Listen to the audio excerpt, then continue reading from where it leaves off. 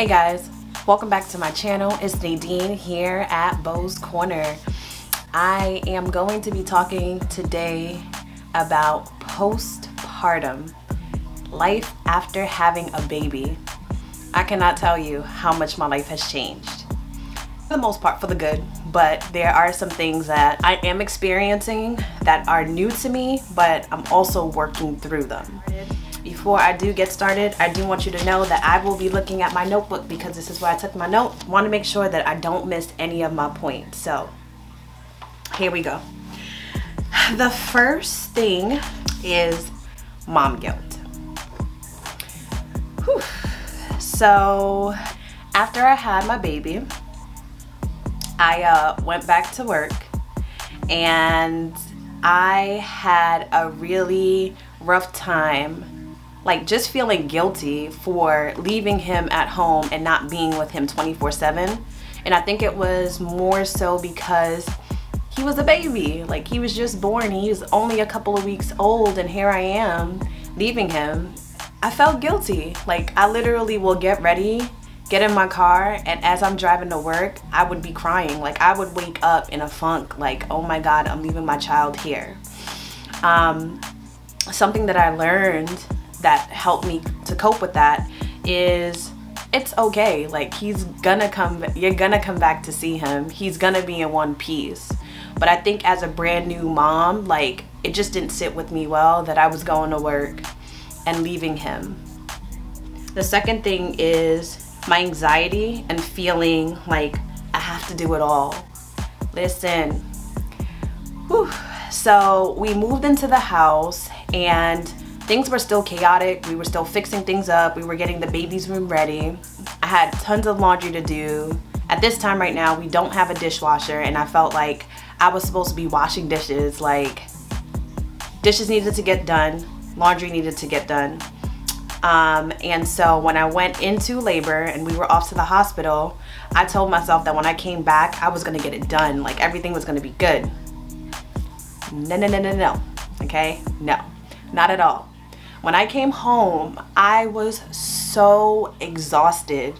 Like all I wanted to do is sleep, and I couldn't even do that.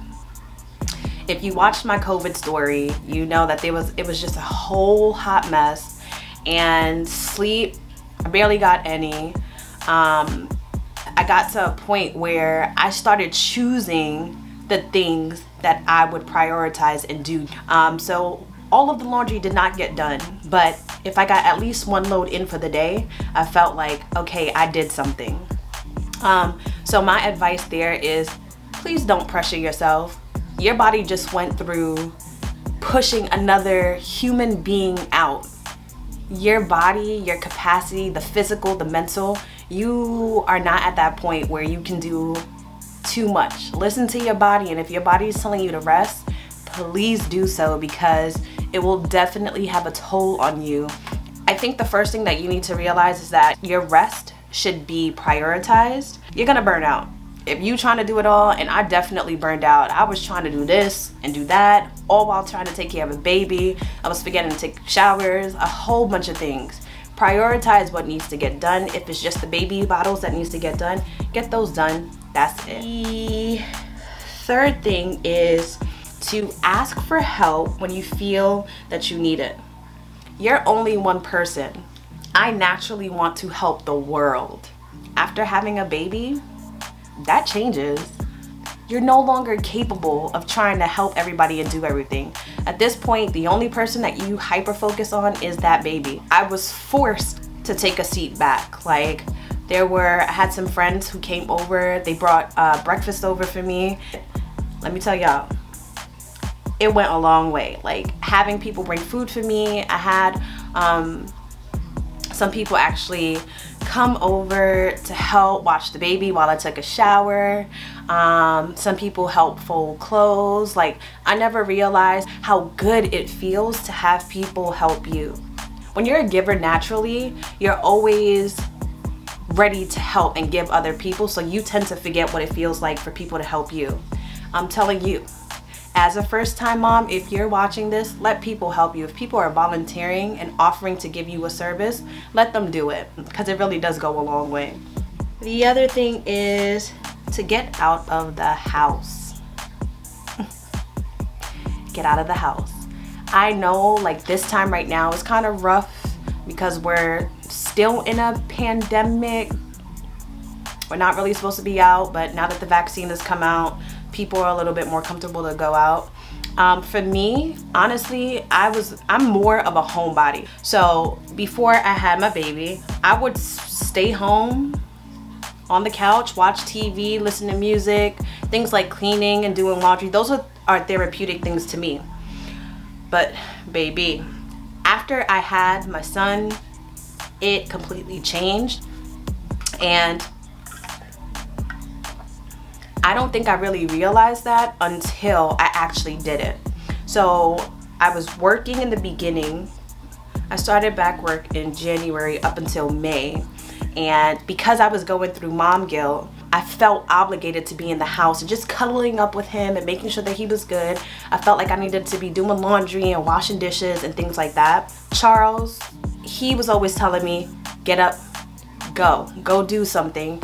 And I was like, what? I just had COVID. I can't do this. I can't do that.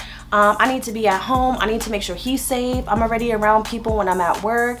Like, I need to track if anything happens. But it got to a point where I had to leave to get fresh air and come back. I felt like I was just slowly like crumbling at home because there's nothing to do, right? Sometimes you really do gotta go out.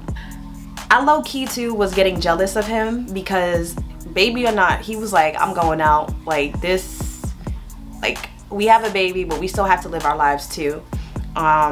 And I would get upset because he would tell me like, hey, I'm going X, Y, and Z. And I'm looking at him like, how you get to go and I gotta stay in the house. What I did find though was when I would leave the house and come back, I felt like a whole new person. Like I felt like a weight just literally lifted off of my shoulders. And when I started to see that that was actually helping, I started doing it more often. So what I do now is, for those of y'all that do know, I am in grad school. I'll pick at least one day where I'll actually pack up my stuff and go to like a coffee shop or just sit outside somewhere and just do some work. Even if it's for like 15 minutes, go outside and get some air, because I'm telling you, it goes a really long way. Oh, also, if you do not have the opportunity for somebody to physically watch your baby, I'd say take the baby with you and just go. I know like with my baby, he loves to be in the stroller. Now that he's crawling, he thinks that he can walk, and he doesn't want to be in the stroller as much. But I know that when he was younger, I would put him in the stroller. Like if Charles was at work, obviously working from home, but if he was at work and he was really busy, I just take him with me and we would just go on a stroll. Even if it was 15, when I came back, I felt like a totally brand new person. And then it would be time to put the baby down for a nap. So if you're not afforded the luxury to actually like leave the baby, take the baby with you. Just make sure you're outside so that you can breathe air. It's good for you and it's good for the baby. So the fifth thing is to make time for you. When I say you, I mean yourself, just you, this being. It's so important to find your joy, some kind of joy. If your cup isn't full for yourself, then your cup isn't going to be full for anybody, and that baby needs you. So find joy in anything you do. Even when you're doing things that are boring, like washing dishes, or if you find like doing laundry boring, make it fun. If that's the only time you get to physically just be by yourself, make it fun some way, somehow. Listen to music, listen to a podcast, do something so that you're enjoying something for yourself. For me, like I know when the baby usually goes to sleep or even takes a nap, I try to do one thing for myself before I go around and clean and do anything else in the house. So like if I'm folding laundry, I'll watch Netflix, and it has to be something that I like. Nobody else, just me. I love YouTube. I'm always watching like Black moms and Black families and conversations around the Black family. That's something that is for me. Like I will do that. If you have 15 minutes to spare where you can like go outside and walk, if you have a treadmill or a gym at home, utilize it, because You have to find that joy for yourself. Nobody else, just you. Find something that you know is going to make you happy. Because if you don't, trust me, and this is something I'm still working through, like I always have to constantly remind myself, like you need to do something for yourself. What have you done for Nadine lately? You have to find something that will bring you joy, because if you don't, nobody else will.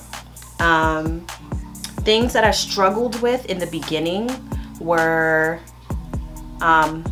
this might be TMI, but like finding time to take a shower. Like I just wanted to make sure the baby was good. If he woke up, I wanted to be there. If he needed a bottle, I wanted to be there. But then I started realizing like, yo, you look like crazy. You need to go take a shower. So I literally would tell Charles like, hey, can you hold him down? And I would just literally jump into the shower, because you gotta find things that make you happy. Do something that makes you feel fresh, right? If it's eating, some days in the beginning especially, I forgot to eat.